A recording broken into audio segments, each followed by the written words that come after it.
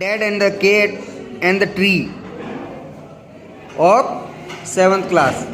Okay? इस poem को पढ़ने से पहले ये देख लेते हैं अपन. Have you ever seen a cat climbing a tree? Sometimes a cat may climb too high and get stuck in the tree. The poor thing can't come down without help. How would you help it? Surely not like Dad in the poem. Is Dad a good climber? What were his plans? Read the poem to find out. इसमें कह रखा है कि क्या आपने कभी किसी बिल्ली को पेड़ के ऊपर चढ़ते हुए देखा है? कभी कभी बिल्लियां पेड़ के ऊपर बहुत ऊंचाई तक चली जाती हैं और ऊंचाई पर जाकर के फिर वो वहाँ पर स्टक हो जाती है, चिपक जाती हैं या फिर उसकी टहनियों के अंदर उलझ जाती हैं. ठीक है. फिर क्या होता है कि अब उसको वापस अगर नीचे उतरना हो तो बिना किसी हेल्प के वो नहीं उतर पाती, बिना दूसरों की हेल्प के वो नहीं उतर पाती हैं. ये इसमें कह रखा है कि क्या उसके डैड जो हैं पेड़ पर अच्छी तरीके से चढ़ सकते हैं या नहीं चढ़ सकते हैं, है ना. यही चीज़ें इस पोएम के अंदर बताई गई है. अब पोएम देखते हैं. This morning a cat got stuck in our tree. Dad said right just leave it to me. The tree was wobbly, the tree was tall. Mum said for goodness sake don't fall. अब देखिए. This morning a cat got stuck in our tree. आज सुबह एक cat पेड़ के ऊपर चढ़ करके उसमें स्टक हो गई, अंदर फंस गई. पेड़ पे चढ़ तो गई, फिर वो ऊपर जाकर के फंस गई, इधर उधर टहनियों में उलझ गई होगी. अब उसको उलझा हुआ देख करके उसके डैड कहते हैं कि ये मेरे पे छोड़ दो. Just leave it to me. ये मुझ पर छोड़ दो. क्या कर दो? ये मुझ पर छोड़ दो. The tree was wobbly, the tree was toll. Tree क्या था? बहुत घना था, गहरा था और लंबा भी था, ऊंचा था और घना और गहरा था. तब उसकी मम्मी कहती है, मम said for goodness sec don't fall. ध्यान से चढ़ना, कहीं गिर न जाओ. डोंट फॉल, कहीं गिर न जाना, ध्यान से चढ़ना.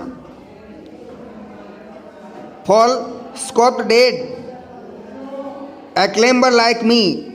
Child's play this is you wait and see. अब उसके पिताजी उसको कहते हैं कि मेरे लिए तो पेड़ के ऊपर चढ़ना बच्चों का खेल है. क्या कहते हैं? मेरे लिए किसी पेड़ के ऊपर चढ़ना बच्चों का खेल है. तुम देखती जाओ बस. Wait and see, wait and watch कहते हैं ना, वेट एंड वॉच कहते हैं ना. देखती जाओ मैं कैसे चढ़ता हूं पेड़ के ऊपर, तुम देखो बस.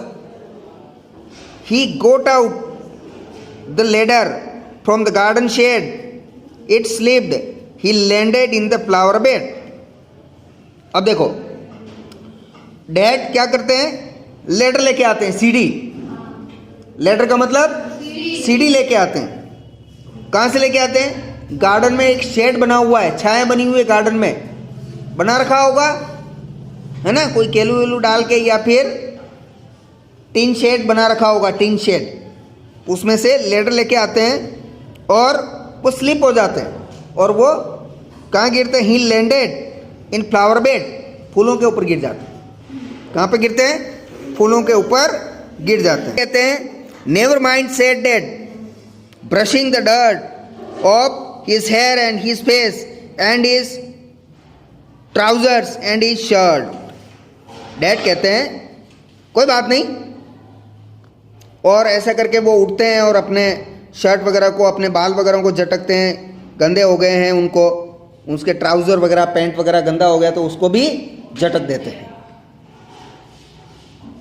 फिर वो कहते हैं we will try plan B stand out of the way. Mom said, don't fall again, okay?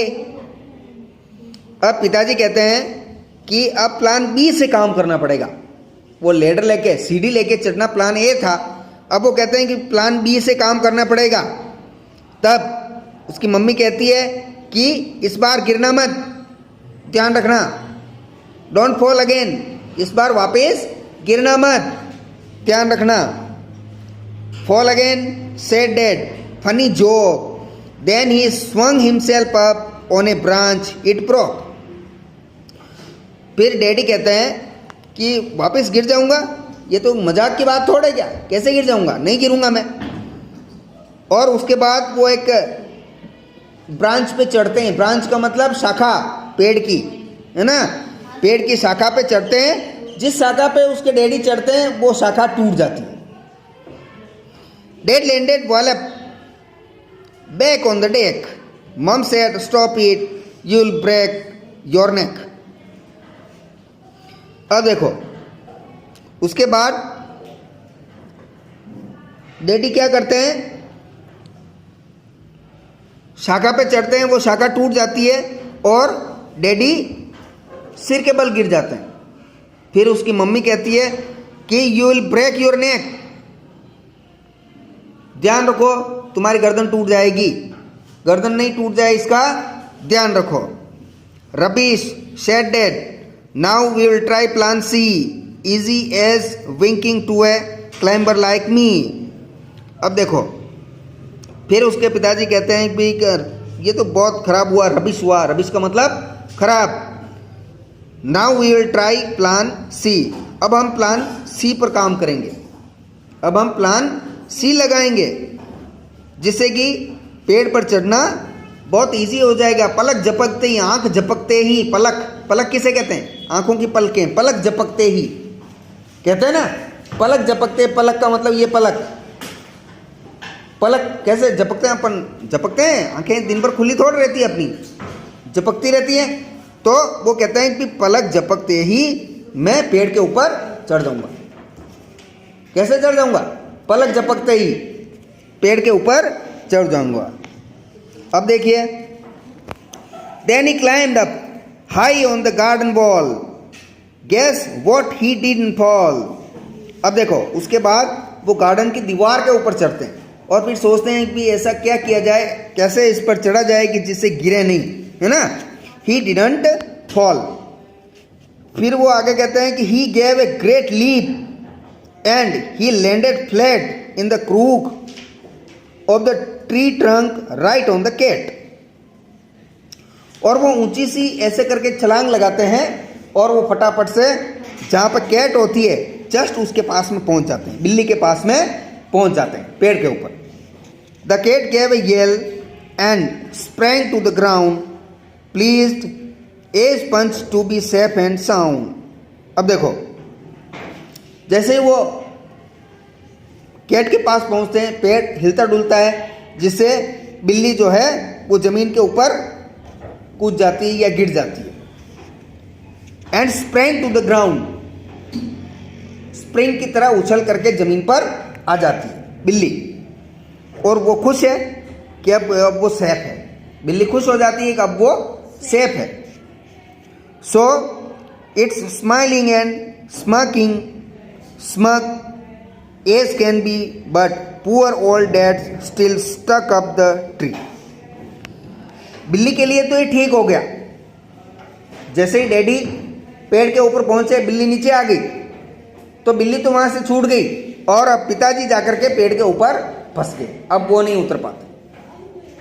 अब पिताजी जाकर के पेड़ के ऊपर फंस गए हैं। तो ये कविता किट राइट की है, किसकी है, किट राइट। समझ में आ गई, ओके।